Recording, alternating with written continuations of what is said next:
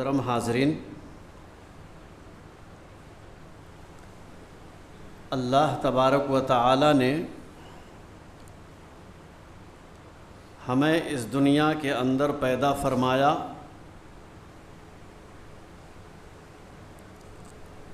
اور پیدا کرنے کے بعد بیکار نہیں چھوڑا۔ جتنی ضروریات زندگی تھی ان ساری ضروریات کو فراہم کیا، مہیا کیا، اور ہم اپنی ساری ضرورتیں پوری کرتے ہیں، الحمدللہ۔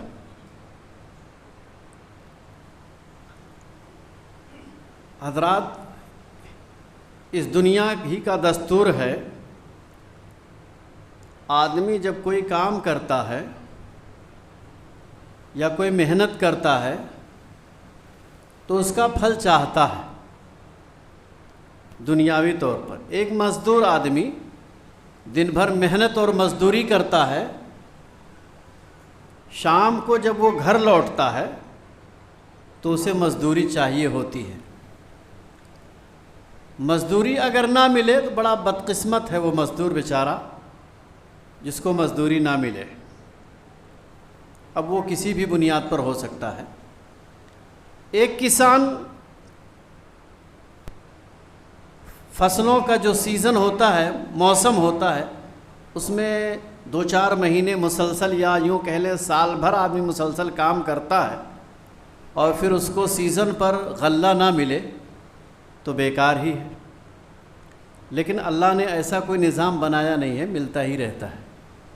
ایسے ہی اخروی زندگی کا معاملہ ہے۔ ہم اس دنیا میں چونکہ اللہ کی عبادت کے لیے بھیجے گئے ہیں، اللہ نے ہماری زندگی کا مقصد جو بتایا ہے وہ یہی بتایا ہے کہ ہم نے تمہاری پیدائش کی ہے، کیوں؟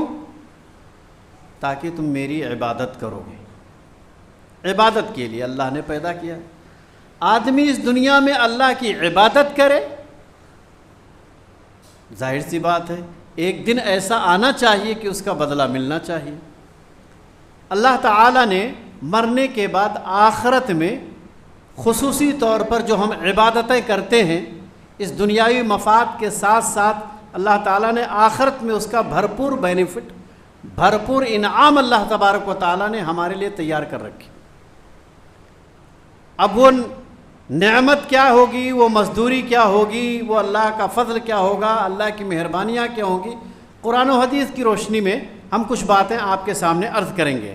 میں نے آپ کے سامنے ایک آیت پڑھی ہے سورۃ الشورى کی، سورہ نمبر 42 ہے، جس کی آیت نمبر 7 ہے۔ اللہ تبارک و تعالیٰ نے بیان فرمایا ہے کہ وَكَذَلِكَ أَوْحَيْنَا إِلَيْكَ قُرْآنًا عَرَبِيًّا، اسی طرح ہم نے آپ کی طرف وحی کی ہے ایک عربی قرآن کی، قرآن عربیہ، ایک عربی قرآن کی وحی کی ہے۔ اللہ تبارک و تعالیٰ نے قرآن مجید کو عربی زبان پر رسول اکرم صلی اللہ علیہ وسلم کے اوپر نازل فرمایا ہے۔ اسی چیز کا تذکرہ اللہ تبارک و تعالیٰ نے اس آیت میں کیا ہے، اور آگے بیان فرمایا کیوں نازل کیا؟ لِتُنذِرَ أُمَّ الْقُرَى وَمَنْ حَوْلَهَا، تاکہ آپ جو ہے ام القرى سے مراد مفسرین کہتے ہیں مکہ، اور ومن حولہا سے مراد اس کے ارد گرد کے لوگ، تاکہ آپ مکہ والوں کو اور اس کے ارد گرد رہنے والوں کو ڈرائیں، بتائیں لوگوں کو کہ اللہ نے کیوں پیدا کیا ہے، اللہ کیا چاہتا ہے، اس کی مرضی کیا ہے، اس کی منشیات کیا ہے، وہ کیا چاہتا ہے، اللہ کا منشا کیا ہے، وہ کیا چاہتا ہے، بتائیں آپ لوگوں کو، ہے نا۔ آگے اللہ نے بیان فرمایا وَتُنذِرَ يَوْمَ الْجَمْعِ لَا رَيْبَ فِيهِ، اور تاکہ آپ ڈرائیں اس دن سے بھی، یوم الجمع اکٹھا ہونے والے دن سے، یعنی قیامت والے دن سے بھی ڈرائیں، جس دن کے آنے میں، یعنی جس دن میں اکٹھا ہونے میں کوئی شک نہیں ہے، لا ریب فیہ۔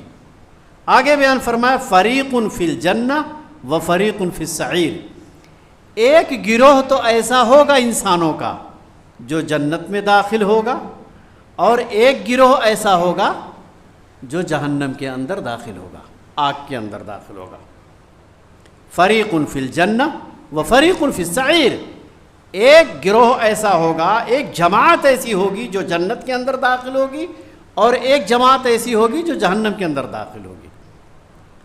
میں انشاءاللہ آپ کو موضوع جیسا کہ پہلے ہی اعلان ہو چکا ہے، جنت کی نعمتیں اور اس کے راستے، نعمتوں میں ہی خطبہ ختم ہو جائے گا۔ اصل میں یہ ہمارا ایک بہت لمبا خطبہ ہے، تقریباً سال بھر کا ہے، یعنی پورے ایک سال جمعہ پڑھائیں گے تب جا کر کے کہیں جو ہے یہ موضوع مکمل ہوگا، بڑا لمبا ہے۔ لیکن اب اس کو چونکہ اب ایک جمعہ پڑھانا ہے، اس لیے میں مختصراً کچھ باتیں آپ کے سامنے اس کا رکھتا ہوں۔ قرآن کریم سے پہلے میں جنت کا تعارف آپ کے سامنے پیش کروں گا کہ جنت جو اللہ رب العالمین نے اپنے نیک بندوں کے لیے نعمتیں رکھی ہیں، ان نعمتوں کے بارے میں وہ ہوں گی کیسے، وہ جنت ہوگی کیسے، تو پہلے میں قرآن سے اس کا تعارف پیش کرتا ہوں۔ ایک آیت ہے سورہ رعد کی، قرآن مجید میں سیریل نمبر کے اعتبار سے 13 نمبر کی سورہ ہے، جس کی آیت نمبر 35 ہے۔ اللہ تبارک و تعالیٰ نے بیان فرمایا، مثل الجنت التی اعد المتقون، اس جنت کی مثال جس جنت کو متقیوں کو دینے کا وعدہ کیا گیا ہے، اس کی مثال اللہ تبارک و تعالیٰ نے بیان فرمائی ہے، تجری من تحتها الانہار، وہ ایسی جنت ہوگی جس کے نیچے سے نہریں جاری ہوں گی، جس کے نیچے سے نہریں جاری ہوں گی۔ وہ گھر، وہ بلڈنگ، یا وہ گاؤں، یا وہ سٹی، اس کا لوکیشن کیا ہوگا؟ جس کے نیچے سے کوئی ندی بہہ رہی ہو، جس کے نیچے سے کوئی نہر جاری ہو، جس کے نیچے یا جس کے سائے میں کوئی تالاب ہو، دیکھیے اس کا لوکیشن بڑھ جاتا ہے۔ اور وہاں کے جو ہے جب آدمی کوئی زمین خریداری کرتا ہے تو اس کی جو ویلیویشن ہے وہ بڑھ جایا کرتی ہے۔ تو اللہ تبارک و تعالیٰ نے نقشہ کھینچا ہے کہ تجری من تحتها الانہار، اس کے نیچے سے نہریں جاری ہوں گی۔ اکلھا دائم و ظلھا، جس کے پھل اور جس کے سائے ہمیشہ ہمیشہ رہیں گے، اس کے پھل نہ تو ختم ہوں گے اور نہ سائے کبھی ختم ہونے والے ہوں گے کہ دھوپ آ جائے، ہمیشہ چھاؤں ہی چھاؤں ہوگی، ہمیشہ سایہ ہی سایہ ہوگا، اور اس کے پھل ہمیشہ ہمیشہ رہیں گے۔ ایسا نہیں کہ 2-4 مہینے ہوں پھر ختم ہو جائے، نہیں، ہمیشہ ہمیشہ سال کے 12 مہینے زندگی بھر ہمیشہ اس کے پھل موجود ہوں گے۔ آگے بیان فرمایا اللہ تبارک و تعالیٰ نے، تلک عقبی الذین اتقوا، یہ ان لوگوں کا انجام ہوگا جو لوگ متقی ہوں گے، جو لوگ اللہ سے ڈرتے رہے ہوں گے۔ اور وعقبی الکافرین النار، لیکن کافروں کا انجام جو ہوگا نا وہ جہنم ہوگا، وہ آگ ہوگی۔ یہ متقیوں کا ہے، جو پرہیزگار ہوں گے، جو اللہ کے نیک بندے ہو اور بندیاں ہوں گی، جو اللہ کے جو ہے عبادت گزار بندے ہوں گے، یہ ان کا انجام ہوگا کہ جن کو ایسے پھل ملیں گے، ایسے درخت ملیں گے جن کے پھل ہمیشہ لگے ہوئے ہوں گے، اور جس کے سائے ہمیشہ ہوں گے، دائم ہوں گے، کبھی ختم ہونے والے نہیں ہوں گے۔ اور ایک دوسری آیت میں اللہ تبارک و تعالیٰ نے بیان فرمایا ہے، جس کی سورہ محمد ہے اور سیریل نمبر کے اعتبار سے 47 نمبر کی سورہ ہے، جس کی آیت نمبر 15 ہے۔ اللہ تبارک و تعالیٰ نے بیان فرمایا، مثل الجنت التی اعد المتقون، اس جنت کی مثال جس جنت کو متقیوں کو دینے کا وعدہ کیا گیا ہے، اس جنت کی مثال یہ اللہ تعالیٰ بیان فرما رہا ہے۔ اللہ تبارک و تعالیٰ خود بیان فرما رہا ہے کہ اس جنت کی مثال کیسے ہوگی، فیہا انہار من ماء غیر آسن، اس کے اندر ایسی نہر ہوگی جس نہر کے پانی کبھی بدبو نہیں ماریں گے، اس پانی میں کبھی بدبو نہیں ہوگی، پانی ہمیشہ صاف شفاف ہوگا۔ وَأَنْهَارٌ مِّن لَبَنٍ، ایسی نہریں ہوں گی جو دودھ کی ہوں گی، لم يتغیر طعمہ، جس کا مزہ کبھی بدلے گا نہیں، جس کا ذائقہ کبھی خراب نہیں ہوگا، چینج نہیں ہوگا۔ دودھ ہے، آدمی لا کر کے کچھ گھنٹوں کے لیے، کچھ وقت کے لیے، کچھ ایام کے لیے اس کو ریفریجریٹر کے اندر رکھ دیتا ہے، محفوظ رہتا ہے، لیکن ایک وقت آتا ہے کہ وہ خراب ہو جاتا ہے۔ لیکن اللہ تبارک و تعالیٰ بیان فرما رہا ہے ایسا دودھ ہوگا کہ جس کا مزہ کبھی بدلنے والا نہیں ہے، لم یتغیر طعمہ، اس کا مزہ کبھی چینج نہیں ہوگا، بدلے گا نہیں۔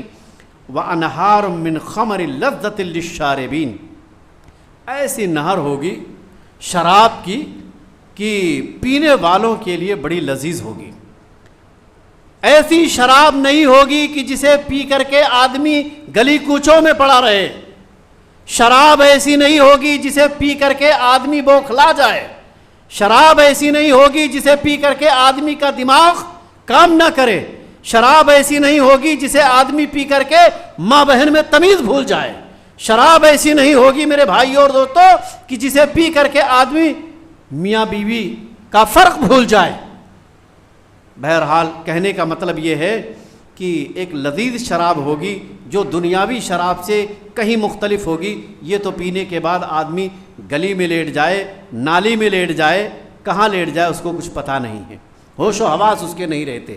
آگے بیان فرمایا وَأَنْهَارٌ مِّنْ عَسَلٍ مُّصَفًّى، ایسی نہر ہوگی شہد کی، صاف شفاف، بالکل کلیئر، صاف شفاف شہد کی نہر ہوگی میرے بھائیوں اور دوستوں، نہریں جاری ہوں گی۔ وَلَهُمْ فِيهَا مِنْ كُلِّ الثَّمَرَاتِ، اور اس کے اندر ہر قسم کے فروٹس موجود ہوں گے۔ وَمَغْفِرَةٌ مِّن رَبِّهِمْ، اور اس سے بڑھ کر بات یہ ہے کہ ان کے رب کی جانب سے بخشش ہوگی، مغفرت ہوگی۔ یہ دو مثالیں ہیں جو ہے جنت کی نعمتوں کا، جن کا میں نے قرآن مجید سے دو صورتوں سے، دو آیتوں سے اس کا حوالہ پیش کیا کہ جنت کی نعمتیں کیسی ہوں گی میرے بھائیوں اور دوستوں۔ اب اس کے جنت کے پرکیف مناظر ایک حدیث سے، عن ابی ہریرہ رضی اللہ عنہ قال، حضرت ابو ہریرہ کہتے ہیں کہ قال رسول اللہ صلی اللہ علیہ وسلم، رسول اللہ صلی اللہ علیہ وسلم نے بیان فرمایا کہ قال اللہ، اللہ تعالیٰ کہتا ہے، گویا کہ یہ حدیث قدسی ہے، اللہ تعالیٰ کہتا ہے اعددت لعباد الصالحین، میں نے اپنے نیک بندوں کے لیے تیار کر رکھا ہے جنت کو، ایسی نعمت کو، ایسی جنت کو، مالا عین رات، جسے اب تک کے کسی آنکھ نے دیکھا نہیں ہے، اور ولا اذن سمعت، کسی کان نے ان نعمتوں کے بارے میں سنا نہیں ہے، ولا خطر علی قلب بشر، کسی دل کے اندر اس کا خیال تک ابھی تک پیدا نہیں ہوا ہے کہ وہ جنت کی نعمت ہوگی کیسے، یا وہ جنت ہوگی کیسے، تصور نہیں کیا ہوگا کسی انسان نے اب تک کے، کسی کان نے اس کے بارے میں سنا نہیں اب تک کے، کسی دل نے اس کے بارے میں اب تک محسوس نہیں کیا ہے، کسی آنکھ نے اس کے بارے میں اب تک کے دیکھا نہیں ہے۔ میرے بھائیوں اور دوستو، یہ وہ جنت ہے، اسی جنت کے لیے وسارعوا الی مغفرۃ من ربکم، اسی جنت کے لیے دوڑو دوڑو، بھاگو اور محنت کرو، کوشش کرو، اللہ کی عبادت کرو، اللہ کی اطاعت اور اس کے رسول کی اطاعت اور فرما برداری کرو، نمازیں پڑھو، روزے رکھو، زکوٰۃ دو، حج کرو، اسی طریقے سے سچ بولو، برائیوں سے دور رہو، گناہوں سے پاک و صاف رکھو دل کو، اور نیکیاں کرو، نیکیوں میں اضافہ کرو، بھلائیوں کو فروغ دو، دین اور اسلام کی اشاعت اور اس کی تبلیغ کرو، اسی طریقے سے دین کی خدمت کرو میرے بھائیوں اور دوستوں، تب جا کر کے ہمیں یہ نعمتیں مل سکتی ہیں۔ اور وہ نعمت جسے اللہ تبارک و تعالیٰ نے چھپا کے رکھا ہوا ہے، نبی کریم صلی اللہ علیہ وسلم نے بیان فرمایا فَقْرَؤُوا إِن شِئْتُمْ، چاہو تو تم یہ اللہ کا قول بھی پڑھ سکتے ہو، فَلَا تَعْلَمُ نَفْسٌ مَا أُخْفِيَ لَهُم مِّن قُرَّةِ أَعْيُنٍ جَزَاءً بِمَا كَانُوا يَعْمَلُونَ، کوئی نفس نہیں جانتا، کسی کو پتہ نہیں ہے، فَلَا تَعْلَمُ نَفْسٌ مَا أُخْفِيَ، کیا چھپا رکھا ہے، ما وقفیہ لہم، ان کے لیے، ان بندوں کے لیے، ان نیکوکار انسانوں کے لیے اللہ تبارک و تعالیٰ نے کیا چھپا کے رکھا ہوا ہے، کوئی جانتا نہیں ہے۔ فلا تعلم نفس ما وقفیہ لہم من قرۃ اعین، اس کی آنکھوں کی ٹھنڈک کے لیے، ہمارے دل کی خوشی کے لیے، ہمارے میرے بھائیوں اور دوستوں ہماری خوشی کے لیے اللہ تبارک و تعالیٰ نے کیا چیزیں چھپا کے رکھی ہوئی ہیں کسی نفس کو پتہ نہیں ہے۔ یہ اس حدیث کی روایت امام بخاری رحمۃ اللہ علیہ نے 3244 نمبر پر کی ہے اور امام مسلم رحمۃ اللہ علیہ نے 2824 نمبر پر کی ہے۔ دونوں کتابوں میں متفق علیہ روایت ہے، آپ کو یہ حدیث مل جائے گی۔ احادیث مبارکہ سے جنت کا تعارف میں کراتا ہوں۔ پہلی چیز کہ جنت کی عمارتیں کیسی ہوں گی۔ آج ہم لوگ عمارت بناتے ہیں، بلڈنگ بناتے ہیں۔ ہر آدمی جو یہاں بیٹھا ہوا ہے، جہاں تک میری آواز جا رہی ہے یا جو نہ بھی سن رہے ہو، پوری دنیا میں انسان کی یہ خواہش ہوتی ہے اس دنیا میں ہمارا ایک گھر ہو اور سب سے خوبصورت ہو، سب سے اچھا ہو، اور اگر اچھا نہ ہو تو کم از کم ایک گھر ہو جس کے اندر ہم رہ سکیں۔ اور واقعی اس دنیا کے اندر ایک گھر کا ہونا اور اس دنیا کے اندر انسان کے بدن پر ایک کپڑے کا ہونا اور اس دنیا کے اندر انسان کے بھوک کو مٹانے کے لیے ایک روٹی، یہ کچھ بنیادی چیزیں ایسی ہوتی ہیں جسے اس کی سب سے بڑی ضرورت ہوتی ہے، اور اگر جسے یہ میسر ہو جائے، نبی نے فرمایا 2 وقت کا کھانا جس کو میسر ہو جائے، سمجھ لو اس کے لیے دنیا کی نعمتیں اکٹھا کر دی گئیں، دنیا کی نعمتیں اکٹھا کر دی گئی ہیں۔ اسی لیے بسا اوقات کبھی صحابہ کرام کہا کرتے تھے کہ ہمارے پاس کبھی کبھار اتنی جو ہے فراوانی ہو جاتی تھی کہ ہم محسوس کرتے تھے، ڈرتے تھے کہ کہیں اللہ تعالیٰ نے ہمارے لیے دنیا ہی میں نہیں تو سب کچھ دے دیا، کہیں ایسا تو نہیں کہ ہمیں سب کچھ یہیں مل جائے گا، آخرت میں نہیں ملے گا۔ آج میرے بھائی اور دوستو، ہمارے پاس اگر مال و دولت کی فراوانی ہو جاتی ہے تو ہم اس دنیا کے اندر رہنا بھول جاتے ہیں، 4 قدم اوپر اٹھ کر کے زمین کے چلنا چاہتے ہیں۔ ایسا نہیں ہونا چاہیے، انسان کو انسان ہی بن کر کے اس دنیا میں رہنا چاہیے۔ اللہ تبارک و تعالیٰ نے اگر مال و دولت سے نوازا ہے تو اس کا شکر ادا کرنا چاہیے، اور شکر یہی ہے کہ اس کے جائز کاموں میں انسان کو اپنے روپے کو، اپنے پیسوں کو خرچ کرنا چاہیے۔ بہرحال جنت کی عمارت کے بارے میں بات چل رہی تھی، میں کہہ یہ رہا تھا ایک انسان گھر بنانا چاہتا ہے۔ کتنے ایسے انسان ہوں گے بیچارے جو اس دنیا میں آئے اور یہ سپنا لے کر کے مر گئے، لیکن وہ اب تک کے گھر نہ بنا سکتے، جب تک زندہ رہے ایک گھر نہ بنا سکے۔ بہت سارے ایسے ہوں گے بیچارے، سپنا یہ خواب لے کر کے ہی چلے گئے، مر گئے، گھر نہ بنا سکے۔ لیکن اس دنیا کے اندر انسان یہ سپنا لے کر کے اتنی محنت کر کے مر جاتا ہے، گھر نہیں بنا پاتا ہے۔ آخرت کے اندر اس انسان کو گھر فری میں چاہیے، لیکن فری میں ایسا کچھ ملنے والا ہے نہیں۔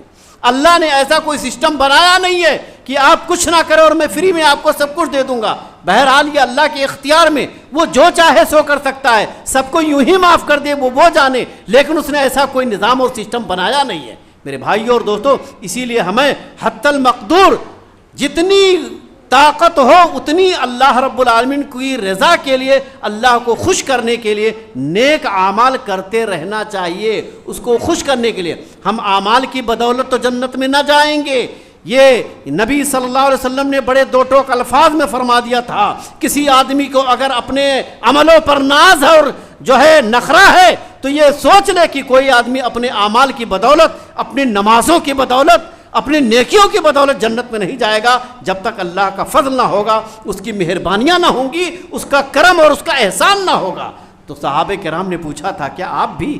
تو آپ نے فرمایا تھا ہاں بھائی میں بھی، میرے ساتھ بھی رب کا کرم نہیں ہوگا، اس کی توفیق نہیں ہوگی تو میں جنت میں داخل نہیں ہو پاؤں گا۔ اس لیے ہمیشہ اللہ رب العالمین کے رضا اور اس کی توفیق، اس کی مغفرت ہمیں طلب کرتے رہنا چاہیے، مانگتے رہنا چاہیے میرے بھائی اور دوستو، کہ اللہ تبارک و تعالی ہمیں جنت کے اندر داخلہ نصیب فرمائے، آمین۔ تو میں کہہ یہ رہا تھا کہ جنت کی عمارت کے بارے میں ایک حدیث ہے، بڑی پیاری حدیث ہے۔ عن ابی ہریرہ رضی اللہ عنہ قال، ابو ہریرہ رضی اللہ عنہ بیان فرماتے ہیں، کہتے ہیں قلنا یا رسول اللہ، ہم نے کہا کہ اے اللہ کے رسول صلی اللہ علیہ وسلم، حدثنا عن الجنہ، ہمیں جنت کے بارے میں ذرا بتائیے، وہ جنت ہوگی کیسے؟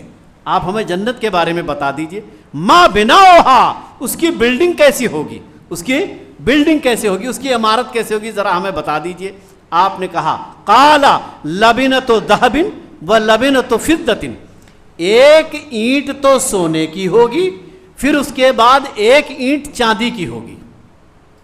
ہم اینٹیں لگاتے ہیں نا، اینٹیں لگا کر کے یہ بلڈنگ تعمیر کرتے ہیں، یہ مسجد بنی ہوئی ہے اینٹیں لگ کر کے، تو نیچے اوپر جو اینٹیں لگتی ہیں، نبی نے فرمایا جنت کی بلڈنگ جو بنی ہوئی ہوگی، اس کی عمارت جو بنی ہوگی، ایک اینٹ سونے کی ہوگی، ایک اینٹ چاندی کی ہوگی، ایک اینٹ سونے کی، ایک اینٹ چاندی کی، ایک اینٹ سونے کی، ایک اینٹ چاندی کی، ایسے بنی ہوئی ہوگی وہ جنت، اینٹ جو لگی ہوئی ہوگی۔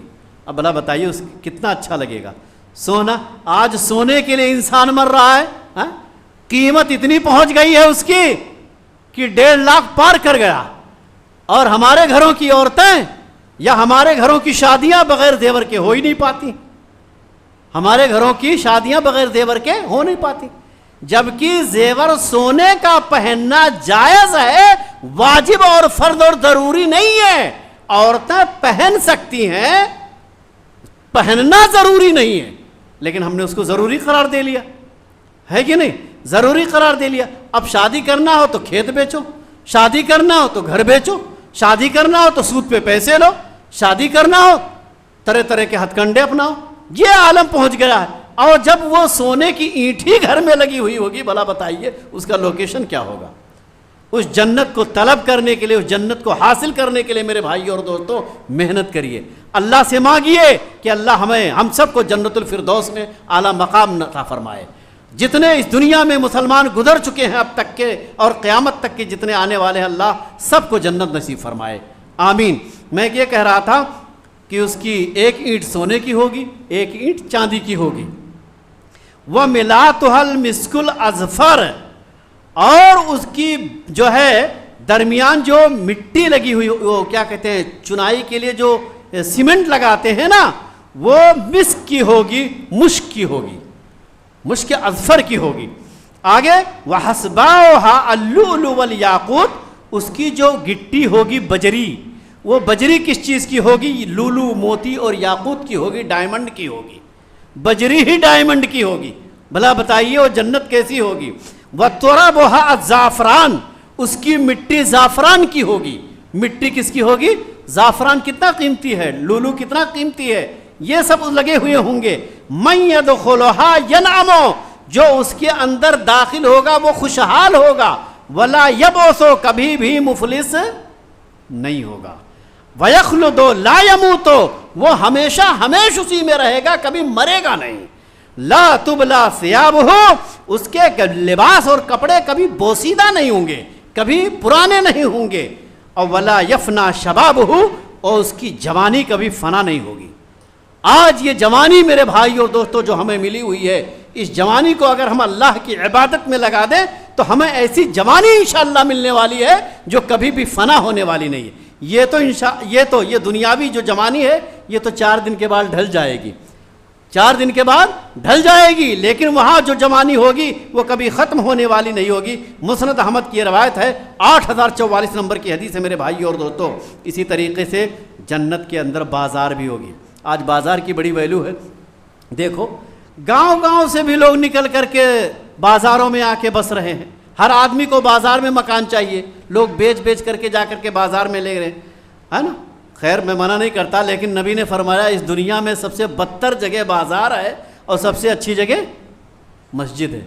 सबसे अच्छी जगह मस्जिद है, सबसे बदतर जगह बाज़ार है। लेकिन बाज़ार हम लोग जो है जाना पसंद करते हैं, बाज़ारों में रहना पसंद करते हैं, उठना पसंद करते हैं। लेकिन जन्नत में भी बाज़ार होगी, इसका ख्याल वहाँ भी रखा गया है। अनस इब्न मालिक कहते हैं कि अन्ना रसूलुल्लाह सल्लल्लाहु अलैहि वसल्लम क़ाल, रसूलुल्लाह सल्लल्लाहु अलैहि वसल्लम बयान फरमाया, क़ाला इन्ना फ़िल जन्नति लसूक़न, जन्नत के अंदर एक बाज़ार, एक मार्केट होगी, लगेगी। यातूनहा कुल्ल जुमाअतिन, जो हर जुमा को लगेगी। फतहुब्बु रियाहु शिमाल, और शुमाली हवा चलेगी फिर एक, तो क्या होगा? फतहसु फी वजूहिहिम व सियाबिहिम, तो वहाँ का गर्दो गुबार जो है उनके चेहरों और कपड़ों के ऊपर पड़ेगा, उड़ करके गर्दो गुबार उनके चेहरों और कपड़ों पर पड़ेगा। ये तकरीर हमारी तकरीबन 1 घंटे से ऊपर की है, लेकिन अब चूँकि जुमा का खुतबा है इसलिए मुख्तसरन मैं आपको बता रहा हूँ, ठीक है, वरना तशरीह करते तो और लंबी जाती। तो ये कह रहे हैं फतहसु फी वजूहिहिम, उनके वसियाबिहिम, उनके कपड़ों पर, उनके चेहरों के ऊपर जो है ये गर्दो गुबार पड़ेंगे। वक़दिस दादू हुस्नन व जमालन, ये देखिए दुनिया में जब गर्दो गुबार पड़ता है आदमी आके मुंह धोता है, बाजार से आता है कहता है फ्रेश होके आते हैं, मुंह धोता है, नहाता है। लेकिन वहाँ जब आएगा लौट करके वो जो गर्दो गुबार पड़ेंगे ना, तो फयज़ दादू हुस्नन व जमालन, उसकी खूबसूरती और हुस्न में दोबाला हो जाएगा, बढ़ जाएगी खूबसूरती। और फ़यक़ूलु, और आगे बयान फरमाया, फ़यक़ूलु लहुम अहलुहुम, जब वो लौट करके आएगा तो उनके अहल वाले, घर वाले, उनकी बीवियाँ, बच्चे कहेंगे, واللہ لقد ازددتم بعدنا حسنا و جمالا، جب تم ہمارے گھر سے ہمارے پاس سے بازار گئے تھے، اب جب لوٹ کر کے آئے ہو تو تمہاری خوبصورتی تو اور زیادہ بڑھ گئی ہے بھائی. تو کیا کہیں گے؟ فیقولون، تو وہ بازار والے بھی کہیں گے وانتم واللہ لقد ازددتم بعدنا حسنا و جمالا، اللہ کی قسم تم گھر والوں کی بھی تو خوبصورتی اور حسن میں دوبالا ہو گیا ہے، تمہاری خوبصورتی بھی بڑھ گئی ہے. یعنی دونوں ایک دوسرے کے سامنے خوبصورت ہو جائیں گے جب وہ بازار سے لوٹ کے آئیں گے گھر، اور گھر والے بھی یہاں دونوں ایک دوسرے کے سامنے خوبصورت نظر آئیں گے. میرے بھائی اور دوستو، یہ جنت کے بازار ہوں گے. مسلم شریف کی روایت ہے، 2833 نمبر کی حدیث ہے. اب جنت والوں کی ایک دوسرے سے ملاقات اور ان کی سواریوں کا بھی جو ہے یہاں رکھا گیا ہے پاس و لحاظ کی جنت میں سواری بھی ہوگی. ایک دوسرے سے ملاقات یہاں جیسے ہم آپ کرتے ہیں جنت میں بھی لے گئے ایک دوسرے سے ملاقات کریں گے. ایک حدیث ہے ان سلیمان ابن بریدہ عن ابیہ، سلیمان ابن بریدہ یہ اپنے باپ سے روایت کرتے ہوئے حدیث بیان کرتے ہیں، ان رجلا سأل النبی صلی اللہ علیہ وسلم، ایک آدمی نے نبی صلی اللہ علیہ وسلم سے پوچھا. کیا کہا؟ فقال یا رسول اللہ، کہا اللہ کے رسول صلی اللہ علیہ وسلم، هل فی الجنت من خیل، کیا جنت میں گھوڑا ہوگا؟ جنت میں گھوڑا ہوگا سواری کرنے کے لیے؟ آپ نے اس وقت گھوڑے ہی چلتے تھے، اونٹ چلتے تھے، یہی سب سواریاں تھیں، گدھے چلتے تھے. تو اس آدمی نے گھوڑا ہی پوچھا، کیا جنت میں گھوڑے ہوں گے؟ آج ہم ہوتے، ہم سے سوال کیا جاتا تو شاید ہم یہ پوچھ لیتے کہ جنت میں پلین ہوگا، ہم یہ سوال کر لیتے کہ جنت میں BMW ملے گا، مرسڈیز ملے گی، ہم یہ سوال کر لیتے. اب اس دور میں تو یہ تھی نہیں، تو اس دور میں یہی سوال کیا گیا. قال، آپ نے بیان فرمایا، ان اللہ ادخلک الجنہ، اگر اللہ نے تجھے جنت میں داخل کیا، فلا تشاء ان تحمل فیہا علی فرط من یاقوت حمراء یطیر بک فی الجنہ، تو تو نے گھوڑے پر سواری کی خواہش کی ہے نا، تو تجھے سرخ یاقوت کے گھوڑے پر سوار کیا جائے گا، جو جنت میں تجھے لے کر کے جہاں تو چاہے گا وہیں اڑے گا. جنت میں لے کر کے تجھے جہاں تو چاہے گا وہیں لے کر کے وہ اڑتا رہے گا. اتنا کچھ کرنا تھا، تبھی ایک دوسرے آدمی نے سوال کیا، کہا بھیا ہم بھی پوچھ لیں آپ سے. کیا کہا؟ وسألہ رجل فقال یا رسول اللہ، ایک آدمی نے کیا کہا، اللہ کے رسول، هل فی الجنت من ابل، کیا جنت میں اونٹ بھی ہوگا؟ جنت میں اونٹ بھی ہوگا. قال فلم یقل له ما قال لصاحبہ، تو آپ نے اس آدمی کو وہ جواب نہیں دیا جو پہلے والے کو دیا تھا. نہیں، آپ نے سوچا اب یہ تو ابھی کوئی پوچھے گا گدھا ملے گا، اب کوئی پوچھ لے گا کہ یہ جہاز ملے گا، کوئی پوچھ لے گا BMW ملے گا، تو کس کس کو ہم یہ جواب دیتے رہیں گے.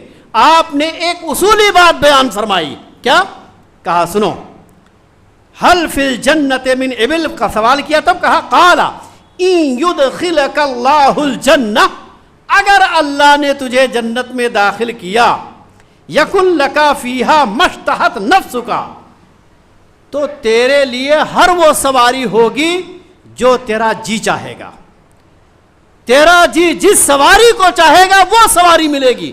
اب کہاں تک ہم بتاتے رہیں گے اونٹ ملے گا، گھوڑا ملے گا، یہ ملے گا، وہ ملے گا، وہ ملے گا؟ نہیں، جس کو جو چاہیے، آپ کو BMW چاہیے وہ ملے گی، آپ کو مرسڈیز چاہیے وہ ملے گی، سب ملے گی، جس کو جو چاہیے وہ ملے گی. جنت کے اندر میرے بھائی اور دوستو بیان فرمایا وَلَذَّتْ عَيْنُكَ، جو تیری آنکھوں کے لذت ہوگی، جو تیری آنکھوں کو سرور پہنچائے گا. دل کو خوشی ملے گی، آنکھوں کو سرور ملے گا، دل و دماغ کو تسکین ملے گا، وہ سواری تجھے ملے گی. بس آپ نے بیان فرمایا میرے بھائی اور دوست. جامع ترمذی کی روایت ہے، 2543 نمبر کی حدیث ہے. بہرحال چونکہ وقت ہو رہا ہے اس لیے میں اب 2 پوائنٹ، یہ موضوع یہ تھا جنت کی نعمتیں اور اس کے راستے، تو ایک چیز تو میں بتا ہی دوں، جنت میں جانے کا نعمتیں تو آپ نے سن لی، جانے کا راستہ واحد یہ ہے کہ انسان کو موحد ہونا پڑے گا، انسان کو توحید کو اپنانا پڑے گا. اگر انسانی زندگی میں عقیدے میں فطور ہے، اگر انسانی زندگی میں عقیدے میں خرابی ہے، اگر انسانی زندگی میں سوچ و فکر میں بدلاؤ ہے اسلام کے خلاف، تو کبھی بھی وہ آدمی جنت کے اندر داخل نہیں ہوگا اور جنت کی نعمتوں سے محروم ہو رہے گا. اس لیے میرے بھائی اور دوستوں موحد ہونا بہت ضروری ہے. اللہ تبارک و تعالی نے بیان فرمایا الذین آمنوا ولم یلبسوا ایمانہم بظلم، جس آدمی نے بھی ایمان رکھا، ایمان لایا، جو لوگ ایمان لائے اور اپنے ایمان کو ظلم سے خلط ملط نہیں کیا انہی کے لیے امن ہے اور وہی لوگ ہدایت یافتہ ہیں۔ اب ایک ظلم سے مراد شرک ہے، یہاں ظلم سے مراد شرک ہے، جیسا کہ صحیح حدیث سے ثابت ہے۔ اس آیت کی جو ہے تشریح اس حدیث سے ہے۔ عن عبداللہ، حضرت عبداللہ کہتے ہیں قال لما نزلت ولم يلبسوا ایمانهم بظلم، جب یہ آیت نازل ہوئی الذین آمنوا ولم يلبسوا ایمانهم بظلم، تو صحابہ کرام جو ہے قال اصحابہ وعینا لم یظلم، پریشان ہو گئے، کہنے لگے بھلا ہم میں سے کون آدمی ہے جو گناہ نہیں کرتا؟ بھائی ظلم کون نہیں کرتا؟ انہوں نے ظلم سے مراد گناہ سمجھا، عام گناہ، تو کہا ہر آدمی گناہ کرتا ہے، تب تو معاملہ خراب ہو جائے گا۔ تو آپ نے بیان فرمایا فنزلت، یہ آیت نازل ہوئی ان الشرک لظلم عظیم، شرک ظلم عظیم ہے۔ یہاں ظلم سے مراد کیا ہے؟ شرک ہے، یعنی جو شرک کرے گا میرے بھائی اور دوستو وہ جنت کے اندر داخل نہیں ہوگا۔